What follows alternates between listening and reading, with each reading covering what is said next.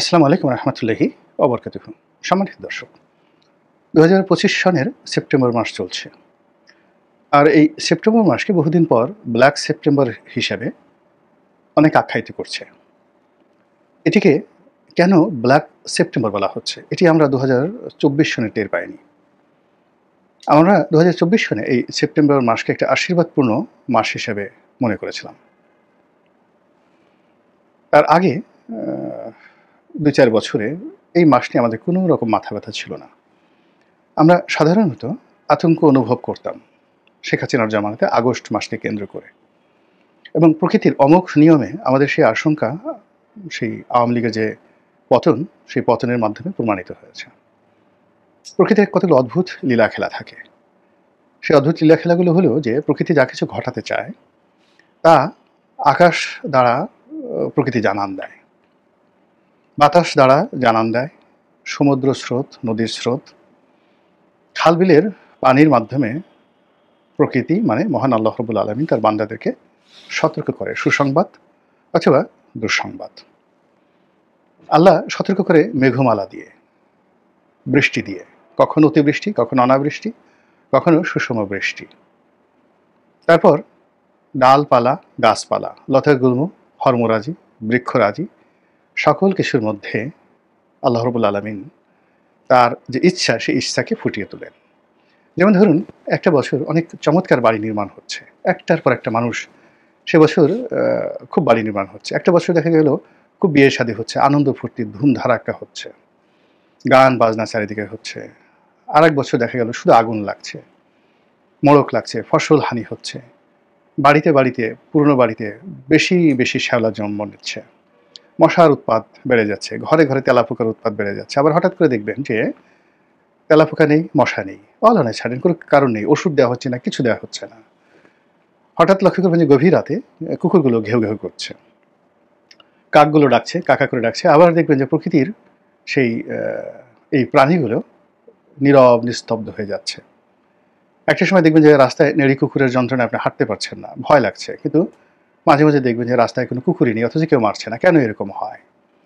এগুলোর মধ্যে প্রকৃতির প্রচণ্ড লীলা খেলা রয়েছে। পাখির গান, মানে বাতাসের শোষ শব্দ, পাখির গানের মধ্যে প্রকৃতি তার ইচ্ছা বাস্তবায়ন করেন। তো সেই দিক থেকে আপনি যদি এই বছরের সেপ্টেম্বর মাসের যে প্রকৃতির দিকে তাকান, আপনি যান কক্সবাজারে কী হচ্ছে, সুন্দরবনে কী হচ্ছে, বান্দরবনে কী হচ্ছে, সিলেটের তামাবিলে কী হচ্ছে, এই ঢাকা শহরে কী হচ্ছে, রাজবাড়িতে কী হচ্ছে, আপনি প্রকৃতির ইশারা বুঝতে পারবেন। দ্বিতীয়ত, প্রকৃতি যা কিছু ঘটাতে চায় তা মানুষের মুখ দিয়ে বলে দেয়, তার বান্দাদের মুখ দিয়ে বলে দেয়। মানুষ দেখবেন যে অকারণে হাসছে, প্রচণ্ড আনন্দিত, এবং মানুষ রাগ হচ্ছে না।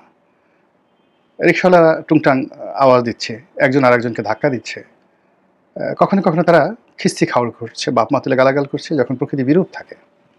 আর যখন প্রকৃতি সন্তুষ্ট থাকে তখন ওই একই কাজ হয়, কিন্তু রিকশাওয়ালা হেসে তার প্রতিপক্ষকে একটু চিমটি কাটে, বা একটু মস্কারা করে, বা একটা বাজে কথা বলে, হাস্যচ্ছলে, রাগ হয়ে নয়।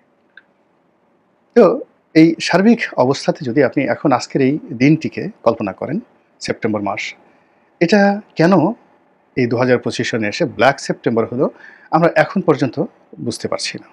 কিন্তু মানুষের মুখ দিয়ে কিন্তু এটা বের হয়ে গেছে যে দিস ইজ ব্ল্যাক সেপ্টেম্বর। এখন এই ব্ল্যাক সেপ্টেম্বর মাসে যদি আপনি দেখুন যে মানুষের মন মানসিকতা কোথায় চলে গেছে। কোনো মানুষ নিজেকে ছাড়া অন্য কাউকে ভালো মনে করছেন না।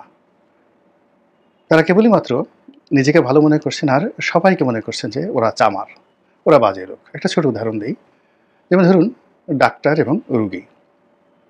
তো রুগী ডাক্তারের কাছে যাচ্ছে, সঙ্গত কারণে তার একটা শ্রদ্ধা থাকবে, ডাক্তারবাবু আমাকে ভালোভাবে দেখবেন, আমার রোগ নিরাময় করবেন। কিন্তু যাওয়ার আগে সে ভাবছে যে এই ডাক্তার একটা চামার, সে আমার কাছে টাকা নিচ্ছে। আগে ১০ টাকা করে দাদা দাদিরা বা বাবারা ডাক্তারের ফি দিত, বেশিরভাগ ডাক্তার ফি নিত না, তারা শুধু ওষুধের মূল্য রাখতো। আর এখন ৩,০০০, ৪,০০০, ৫,০০০ টাকা করে ডাক্তারের ফি। এ কি মানুষ নাকি? তারপরে আবার করবে কি তারা, এই এক গাদা, সেই দরিদ্র মানুষ হোক আর ধনী হোক, এটা কোনো বিষয় না, এক গাদা চিকিৎসার জন্য তারা পরীক্ষা নিরীক্ষা দেবে, এবং সেখান থেকে তারা 40%, 50%, কোনো কোনো জায়গাতে 60% তারা সেই কমিশন খাবে। এখন একজন রুগী তার কাছ থেকে সে ৩,০০০ টাকা ফি নিল। তারপরে তাকে টেস্ট দিল যে যাও অমুক, অমুক প্রতিষ্ঠানে গিয়ে টেস্ট করে নিয়ে আসো। সেখানে আরও ২০,০০০ টাকা সে টেস্ট বাবদ তাকে দেওয়া হলো এবং সেখান থেকে সে ১২,০০০ টাকা পেল বা ১০,০০০ টাকা পেল 50% কমিশন। মানে এই যে একটা চক্র, সেই চক্রের মধ্যে অনেক ভালো, ভালো ডাক্তার জড়িত নয়। কিন্তু মানুষ যখনই কোনো ডাক্তারের কাছে যাচ্ছে তখন তার মনের মধ্যেই সন্দেহটা তৈরি হচ্ছে।